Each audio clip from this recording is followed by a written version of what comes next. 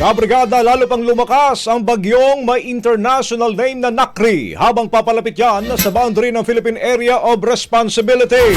Ulitong namataan sa layong 1,415 kilometers silangan, hilagang silangan ng extreme northern Luzon. Ngayong hapon or gabi, inaasang papasok na ito ng PAR at bibigyan ng local name na Bagyong Kedan. Sa kabila niyan mga kabrigada, i-exit na rin ito ngayong gabi rin or bukas ng umaga.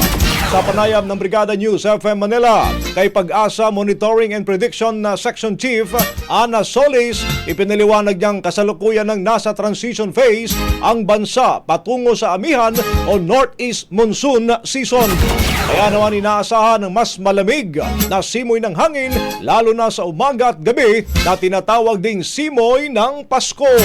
Bukod yan sa malamig na panahon, mas magiging maulan sa eastern section ng bansa habang patuloy pa rin minomonitor ang mga posibleng epekto ng La Nina kung saan may 70% na posibilidad na mararanasan sa mga susunod na buwan.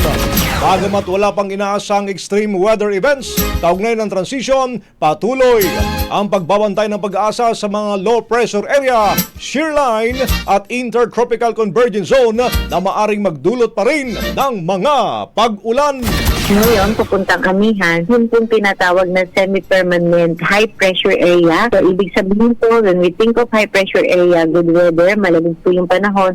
So, yung pong high-pressure area na yon, yun po yung magbibigay ng malamig na simoy ng hangin papunta po sa Pilipinas in a northeast direction. Brigada Balita Nationwide. Ang bahaging ito ay hatid sa atin ng DriveMax Herbal Capsule. Lalaking angat, tumatagal.